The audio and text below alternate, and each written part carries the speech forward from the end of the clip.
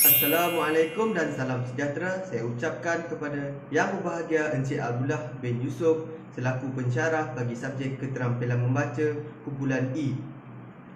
Nama saya Muhammad Amir Hamzah bin Abdul Khatib, pemegang kad metrik D2019200920.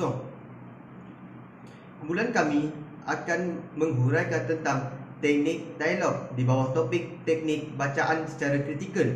Teknik dialog atau dikenali sebagai teknik dialog thinking reading lesson dibangunkan pada tahun 1991 oleh Michel Comeras.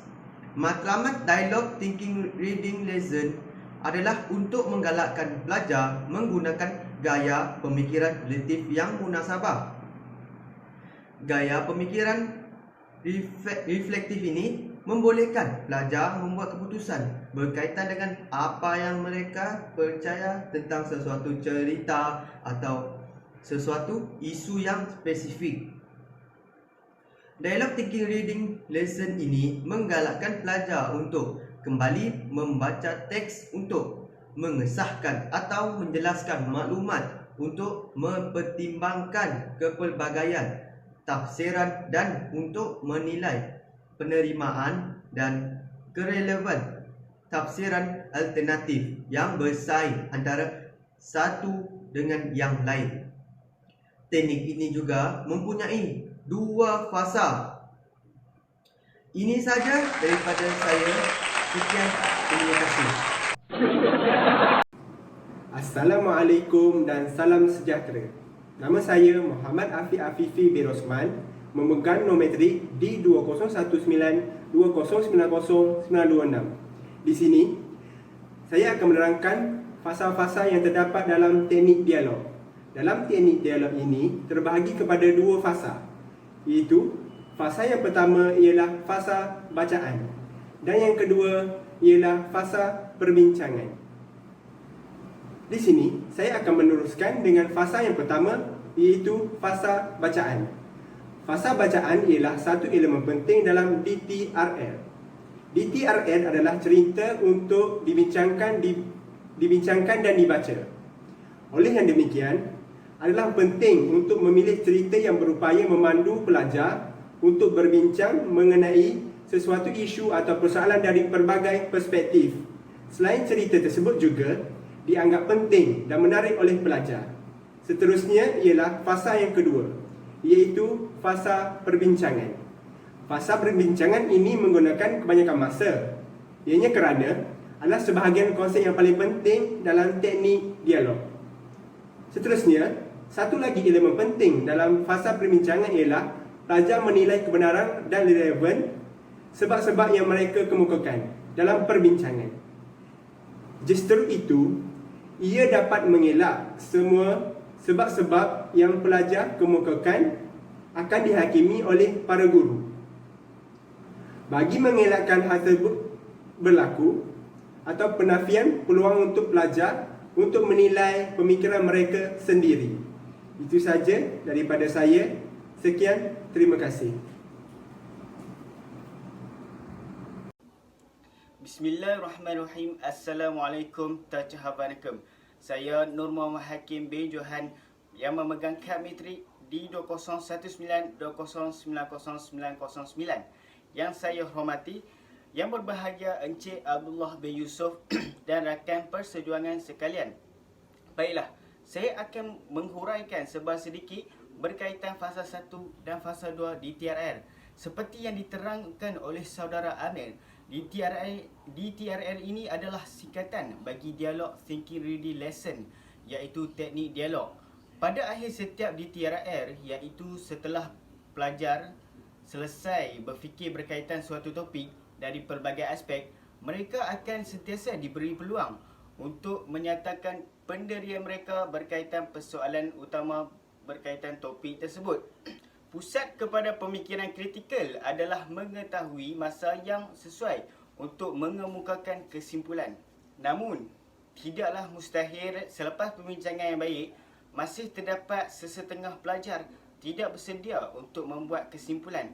Baiklah, sebagai satu alternatif bagi mengelakkan pelajar membincangkan kesimpulan yang dibuat, mereka boleh menulis tentang kesimpulan tersebut dan kemudian berkongsi jawapan bertulis tersebut. Matlamat di TRL adalah melibatkan pelajar dalam perbincangan yang bermakna dan mendalam berkaitan apa yang mereka baca tanpa guru sebagai ketua perbincangan. Sebaliknya, guru juga mungkin mengambil bahagian dalam perbincangan sebagai ahli biasa atau bergerak dari kumpulan ke kumpulan. Teknik dialog ini juga guru dapat menjalankan sesuatu aktiviti pengajaran dan pembelajaran dengan lebih berkesan. Sekian daripada saya. Wabillahi taufik wal hidayah. Assalamualaikum warahmatullahi wabarakatuh. Assalamualaikum dan selamat sejahtera. Yang berhormat Encik Abdullah bin Yusuf selaku pensyarah bagi kursus keterampilan membaca BMK 3033 kumpulan E serta rakan-rakan seperjuangan yang dikasihi sekalian. Saya Muhammad Syamsul Hamzah bin Muhammad Jalani memegang kad matrik D2019-2090-913. Pada kesempatan ini, saya akan menyampaikan tentang kelebihan teknik dialog. Terdapat beberapa kelebihan teknik dialog. Antaranya ialah teknik ini menggalakkan pelajar membuat keputusan berkaitan dengan apa yang mereka baca dan apa yang mereka percaya tentang sesuatu cerita. Selain itu, teknik ini juga menggalakkan pelajar untuk membaca semula teks yang dibaca untuk mengesahkan ataupun menjelaskan sesuatu maklumat dengan lebih terperinci dan mendalam. Seterusnya, teknik dialog ini dapat menggalakkan pelajar untuk mempertimbangkan kepelbagaian tafsiran dalam bahan yang dibaca agar dapat membuat keputusan dengan betul dan bijak. Teknik ini juga turut menggalakkan pelajar untuk menilai penerimaan dan kerelevanan tafsiran dan bahan yang dibaca bersaing antara satu dengan yang lain. Setakat ini sahaja daripada saya. Saya ingin memohon maaf sekiranya terdapat kesilapan tutur bicara semasa penyampaian saya tadi. Sekian, terima kasih. Assalamualaikum warahmatullahi wabarakatuh. Saya Muhammad Fahmi bin Muhammad Puzi, pemegang kad matrik D2019-2090-932, akan menerangkan tentang kelemahan teknik dialog. Antara kelemahannya pertama ialah penglibatan setiap pelajar yang tidak menyeluruh. Tumpuan tidak boleh diberi kepada keseluruhan murid kerana jumlah pelajar yang ramai akan menyebabkan guru sukar untuk memberi perhatian kepada setiap murid. Seterusnya ialah faktor masa. Masa yang terhad yang diperuntukkan kepada guru akan menyebabkan apa yang ingin disampaikan guru kepada pelajar tidak tercapai. Seterusnya adalah potensi murid yang berbeza.